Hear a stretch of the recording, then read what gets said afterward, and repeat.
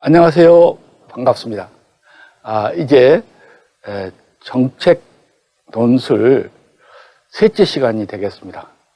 아직도 감이 잡힐락 말락 하실 겁니다. 자, 그러면 본론 1을 작성하죠. 본론 1. 본론 1을 작성한다 할 때 본론 1이 무엇인가 헷갈리죠. 저번에 우리 이야기했죠. 제목 쓰고, 서론 쓰고, 본론 쓰고, 본론 2 쓰고, 결론 쓰는데, 본론은 여기에 조건을 제시하는 겁니다.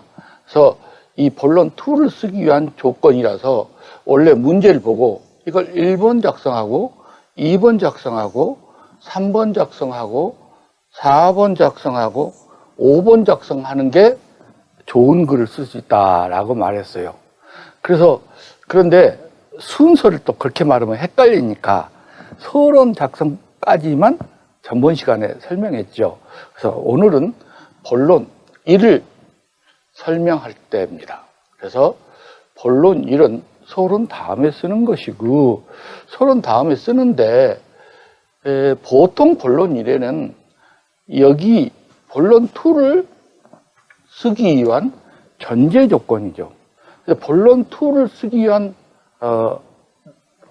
내일을 까는 겁니다.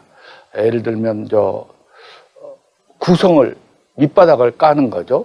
자, 그래서 먼저 현황이 제일 중요하고, 그 다음에 문제점.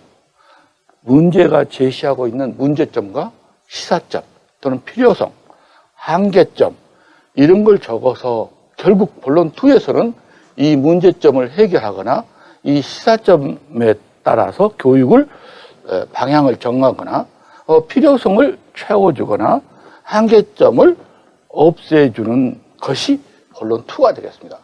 그래서 이러한 문제가 있고 이런 것들이 있다. 그래서 본론 2에서 이걸 해결한다 해야 순서가 이게 먼저 나오고 그 다음에 이걸 써야 맞는 겁니다. 결국 이걸 쓰기 위해서 이것을 쓰는 거죠. 자, 그래서 한다 보면, 자, 먼저 현재 현황을 보고 문제점은 과거입니다. 과거에 이야기를 할 때 이야기를 보니까 어떤 문제점이 있었나, 또 만약 성과 및 한계점이면 어떤 한계점이 있었나, 그래서 이걸 통계적으로 분석하고 이거에 대한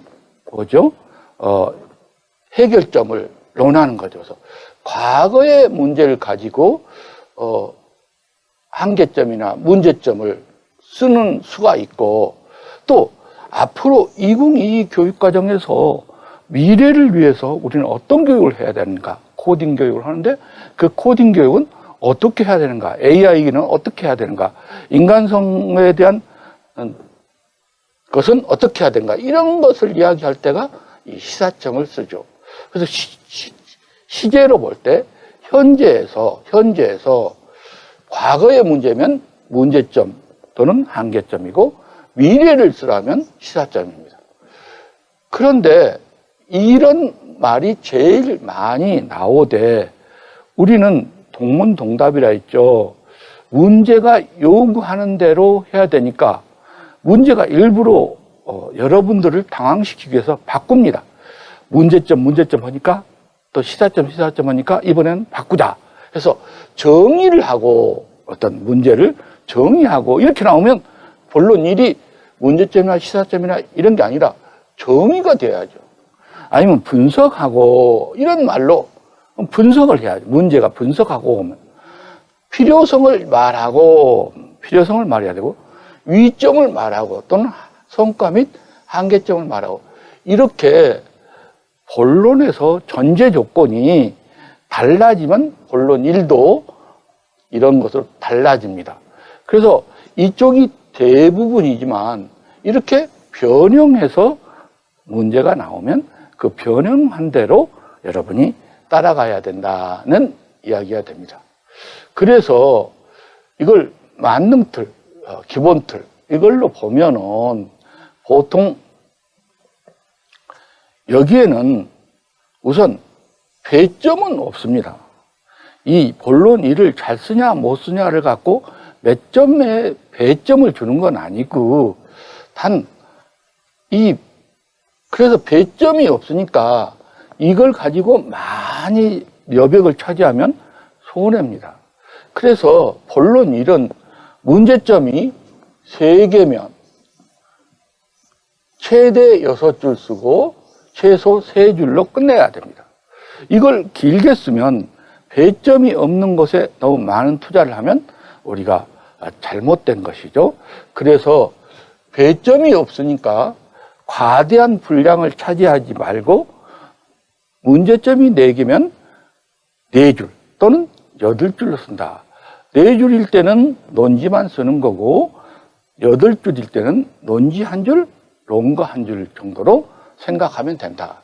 그래서 무엇의 현황 또는 문제점 이렇게 시작을 하고 번호를 붙여서 본론 1이라고 번호를 붙여서 현황 및 문제점 시작하고 첫째, 둘째, 셋째, 넷째를 붙여서 자료가 4개면 보통 문제가 4개고 자료가 3개면 3개인데 이걸 변형해서 내는 수도 있긴 있는데 일반적으로는 자료의 숫자와 똑같이 첫째, 둘째, 셋째, 넷째를 쓰는 겁니다. 쓰고 여기에서 자료에서 찾아내야 한다. 이 자료가 무엇을 요구하고 있는가라는 자료와 관련성을 찾아가지고 여기에서는 주로 무엇에 머물러 있다. 무엇이 부족하다. 뭐가 미흡하다. 무엇이 저조하다. 즉 문제점이 있는 거죠. 문제점이 있는 이런 말로 끝을 내면 된다. 그런 얘기예요. 우리가 기획을 할 때도 마지막 의미를 가지고 이야기했잖아요. 이것도 그 의미를 가지고 이야기하면 됩니다. 그래서 자료 속에 어떤 문제가 있는가를 찾아서 이런 의미로 4개를 찾아내는 게 본론 1이다. 이게 찾아내면 다음에는 저절로 본론 2가 어떻게 써야 할 것인가 결정이 됩니다. 자, 말로 하니까 너무 잘 모르겠으니까 실제로 문제를 가지고 이야기해 봅시다. 중등 올해 나왔던 시험 문제죠. 교육 공간 재구조화 사업의 문제점을 쓰고 해결 방안을 논술하시오. 그래서 이게 뭘까요? 문제점을 쓰고 이 문제점이 뭘까요? 본론 1이다. 그 다음에 해결 방안을 논술하시오 하면 바로 이게 본론 2다. 그 말이에요. 그래서 쓰는 순서가 본론, 교육공간 재구조화 사업은 서론이 될 것이고 이게 본론 1이 될 것이고 본론 2가 된다. 그래서 여기는 문제점을 찾았는데 이 문제점을 해결하는 것을 본론 2로 쓰면 된다. 그겁니다. 자, 그러면 이 문제를 한번 읽고 이 문제를 읽고 어떤 문제점을 말하고 있지? 바라보면 됩니다. 다만 복기라서 이 자료가 정확하지는 않습니다. 그래서 복기 문제를 가지고 있을 때는 그 자료가 얼마만큼 자세하게 복기됐는지가 중요하죠. 자, 그러면 이제 한번 문제를 읽어봅시다. 발효일 집 짓기는 기술과 방법이 중요한 것이 아니라 집에서 사는 사람의 생활 양식 등이다. 자료의 코로나19 이후 학교의 가치, 존재, 목적 등이 새롭게 인식되고 있다. 교육이 바뀌었으므로 옛날처럼 붓이나 펜을 사용하라고 가르칠 수 없다. 자료상 건물의 구조가 바뀌니 소통하는 방식, 조직의 연결 등이 변화됨즉 기업을 경영하는 사람이 지역 주민의 요구와 연결되고 확장되는 상황. 자료사 서울 미래교육 2030 도표 제시, 미래교육 패러다임 전환 제시 나의 교육과정, 역량 기반 교육, 학습하는 조직, 행복한 학습자. 예, 이런 거 할 때는 꼭 따라서 읽으면서 무엇인가 생각을 했어요.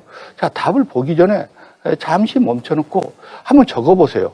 그럼 문제점 1에 본론 1에 자료 1에서는 무엇을 뽑아낼 것인가를 한번 적어내 보시면 됩니다.